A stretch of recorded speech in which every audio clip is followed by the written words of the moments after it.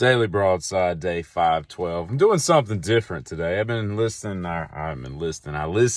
to that song that redheaded dude in the woods been singing, and it made me think about, I was thinking earlier today, I was like, you know what's striking a chord, no pun intended, with everybody is the fact that he's speaking to the part of the populace that just wants things to be normal again and get back to people that just do the right thing and are good, hardworking Americans and don't try to just screw with everybody around them. And they're not trying to, F everybody over and take advantage of things and just exploit the system for their gain, all that kind of crap.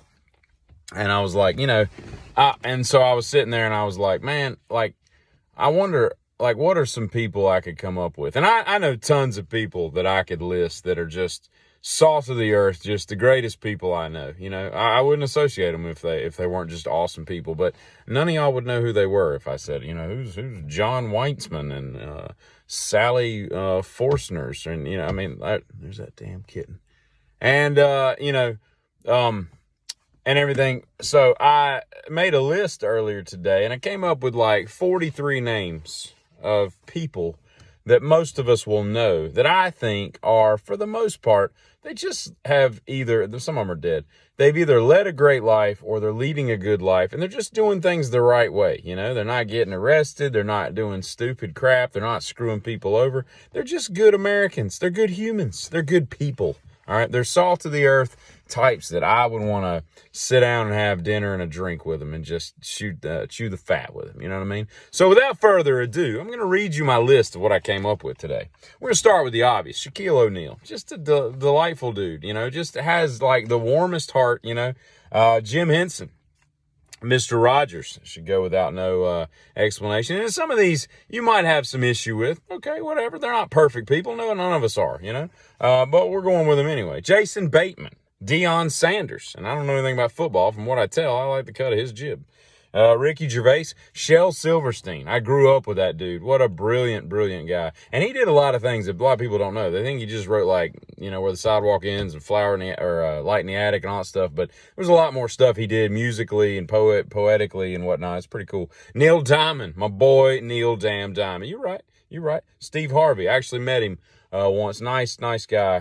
Very, very cool. Nikola Tesla, Preston Tucker, Dave Rubin, Henry Winkler. I've always liked him. And I didn't even watch the TV show. I like him in movies. I think he's just cool.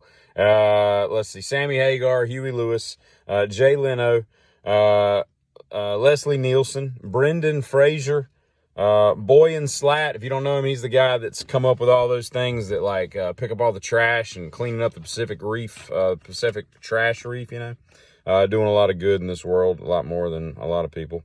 Denzel Washington, Gene Wilder, Mr. T, Dwight Eisenhower, Charles Barkley, Keanu Reeves, Conan O'Brien, Danny DeVito, Bruce Dickinson, one of the greatest rock metal singers of all time, Iron Maiden, Kurt Russell, Jason Newsted, just a delightful guy. The more I learn about Jason Newsted, the more I like him, and the more I hate the fact that they kicked him out of Metallica. For all intents and purposes, they pushed him out. Let's just say that. The Undertaker. I know nothing about wrestling, but I watched him on Rogan podcast, and just a great dude, man. Just a great guy and very entertaining and fun to listen to stories. Post Malone. I don't listen to rap and all that kind of crap. I listen to Tupac era rap.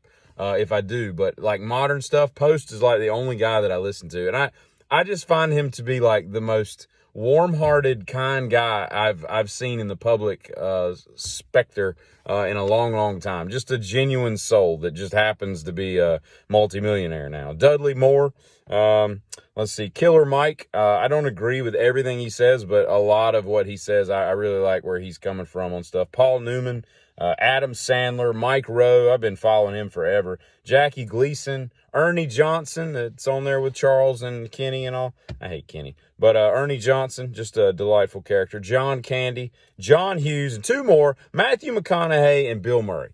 Now, is it a coincidence that some of these are my favorite actors? McConaughey and Bill Murray are two of my favorite actors of all time. I think it's just cool that they're just delightful people, it seems. I've some of these people, I've read their books if they've got them. I've studied them, and they just seem like they're they're a cut above the rest of people that are usual left coast groovies. You know, the Hollywood tramps and scamps and everybody that comes out of Hollywood and celebritydom, because, you know, some of them are sports people and whatnot, political figures perhaps. But and then, you know, that taints you. You know, when you get all that power and control and everything, that can change who you are as a person. And it takes a strong person to withhold that immovable force and or irresistible force, you know, and be an immovable object in spite of that force. And I just think it's cool when people persevere through that and still become a decent human being. I mean, you imagine somebody throwing $40 million at you in a decade, you know, over the course of a decade. That would change a lot of people. And for these people, in my opinion, they most of them being rich, you know, it hasn't really changed them. And they're still the down-to-earth people that they probably started off being. And that's what we need more of in this world. That redheaded dude out in the woods is, you know, he's speaking. There's an interesting, I read the lyrics today because I just wanted to read them instead of listen to the song. And, yeah, there's a lot of truth to that. And there's a lot of people that stand behind the kind of things he's saying, you know. I can't say that I disagree with anything he's saying. I've been yelling some of that stuff for a number of years. But I'll say this, you know, he's saying it from a position of pain. And what I mean by that is people don't just shit out songs like that. You know, that stuff comes from the soul. And pain, meaning this is where you were born and raised, and you've seen it go from one thing to another. We had a president, I think it was today, who got off of Marine One, and instead of going the usual path to the White House, and he took this circuitous route that was completely way out of the way for him to go. I mean, he had to walk like 9 times as far just to avoid the media.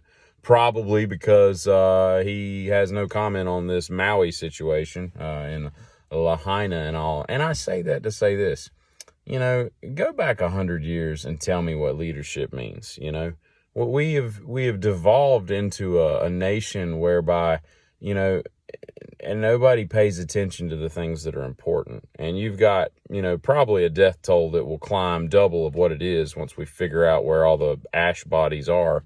You know, but we're sitting at 100. 100 people under your watch died. And I don't mean you had anything to do with it. I'm just saying you're in charge. You're responsible. You're the leader, you know, and you have nothing to say. And I think that's the kind of stuff that's so frustrating for people like that redheaded guy in the woods that was singing that song that everybody should at least go read the lyrics to. May not be your cup of tea, but, you know, I love Sturgill Simpson and Jamie Johnson and people like that. So I can dig that music. I'm cool with it. But anyway, I just thought you'd be interested in the kind of people that I find interesting and still kind of uphold some values in this effed up world. Giddy.